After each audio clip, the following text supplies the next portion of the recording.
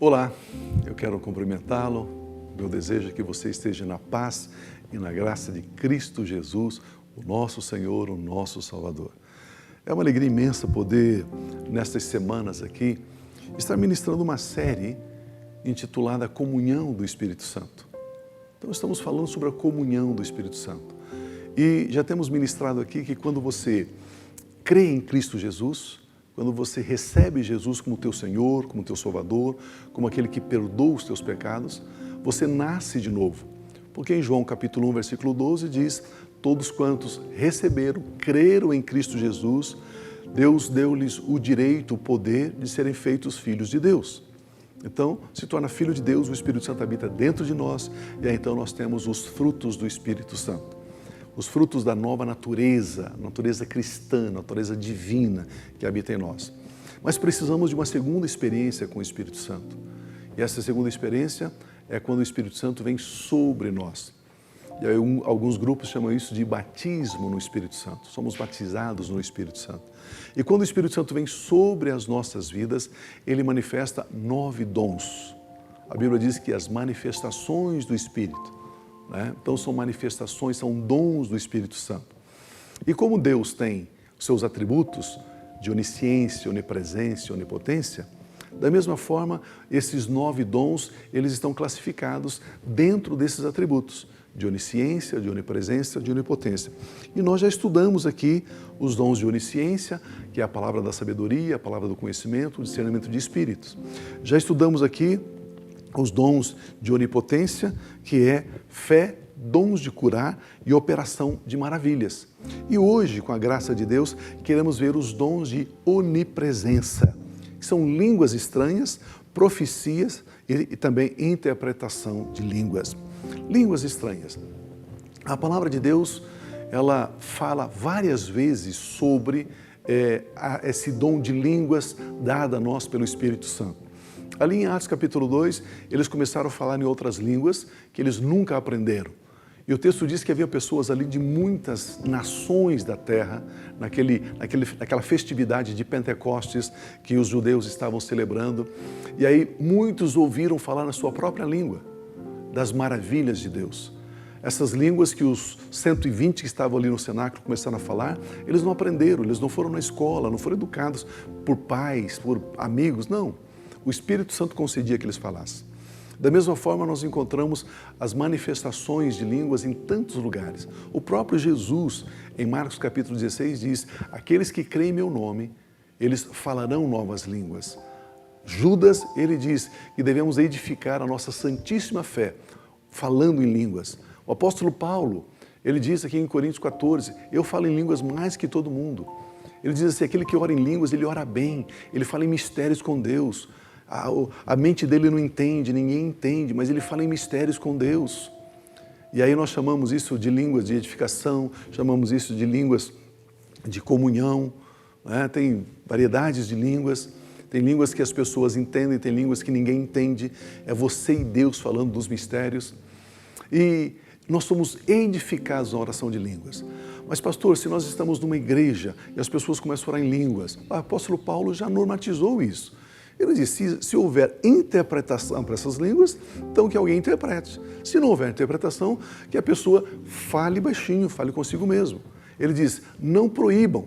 Eu não quero que vocês proíbam que as pessoas falem línguas.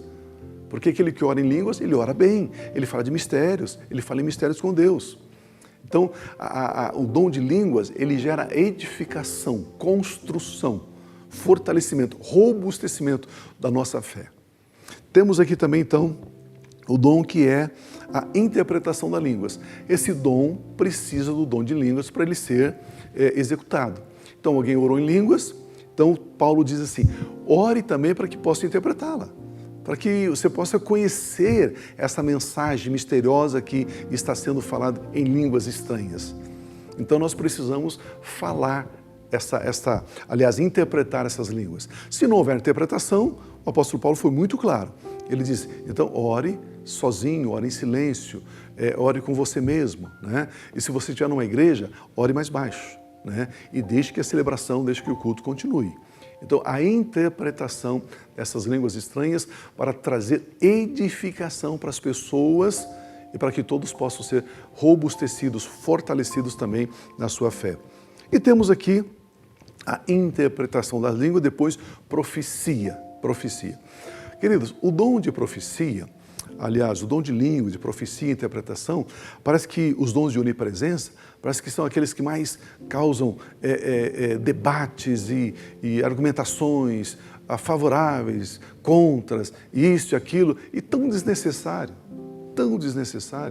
porque se nós estamos na dependência do Espírito Santo, são dons do Espírito Santo, são manifestações do Espírito Santo na vida da igreja, na vida dos cristãos, então não tem debate, não existe confusão, né? Quando nós falamos aqui, por exemplo, de profecia, o dom de profecia, ele não tem nada a ver com o ministério profético, e o dom de profecia não tem nada a ver com o ofício profético do Velho Testamento. Algumas pessoas dizem, mas a Bíblia diz que os profetas duraram até João.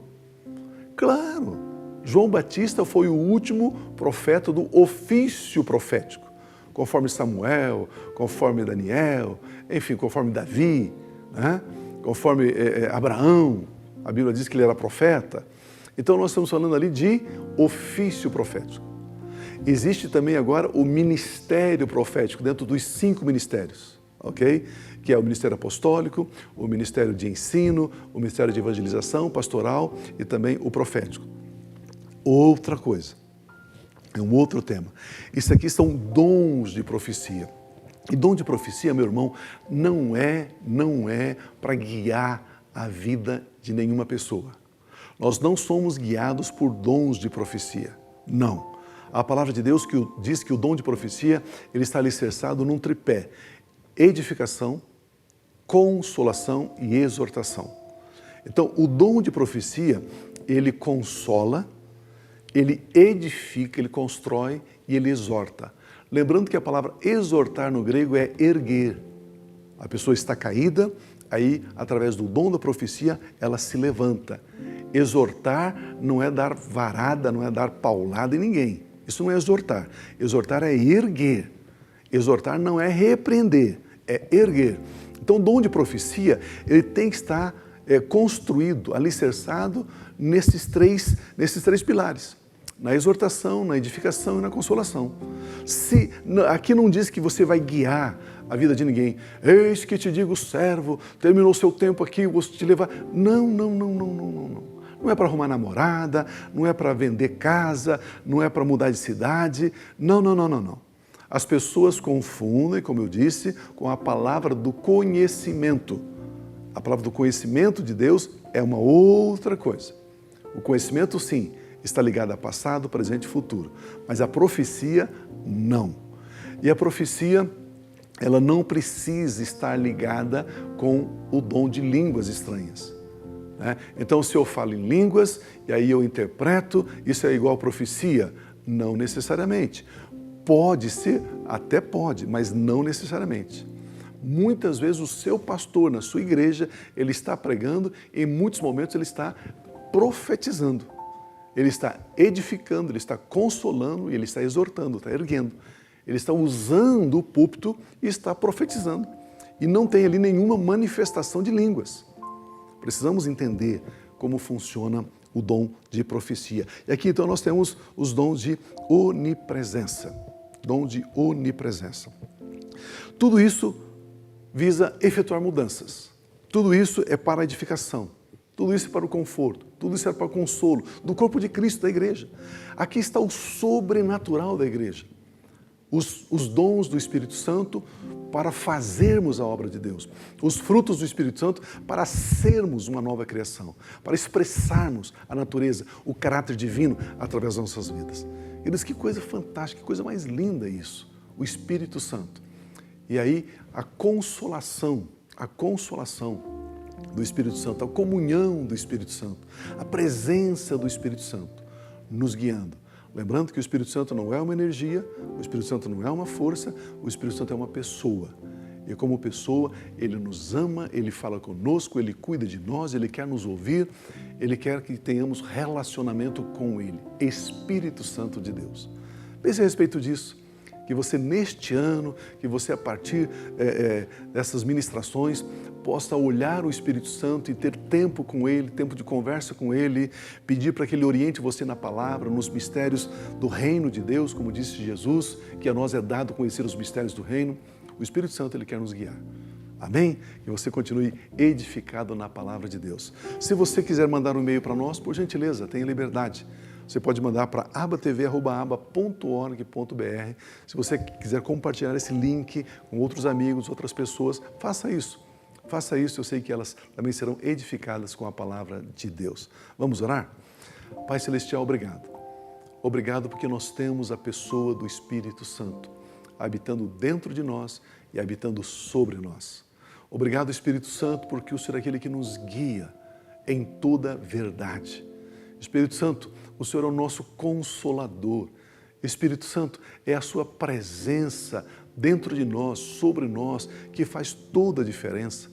Espírito Santo, o Senhor é aquele que nos ama, fortalecendo-nos, sustentando-nos, guardando-nos, guiando-nos. Obrigado, Espírito Santo. Espírito Santo, que nesses dias sobre a terra, os últimos dias da igreja do Senhor Jesus sobre a terra, esses dons possam se manifestar de forma mais abundante, mais forte, mais poderosa. Dá-nos isso, Espírito Santo, mais e mais e mais. Obrigado, Senhor, porque nós podemos depender do Senhor, podemos confiar no Senhor, podemos caminhar com o Senhor. Pai Celestial, muito obrigado pela dádiva do Teu Santo Espírito. Senhor Jesus, muito obrigado, porque o Senhor rogou ao Pai e Ele nos deu o Espírito Santo. Pai, com gratidão nós oramos a Ti. Amém. Se assim Deus permitir, voltaremos então na próxima semana com esse projeto, esse programa, A Igreja em Sua Casa. Que você permaneça abençoado em nome de Cristo Jesus. Amém.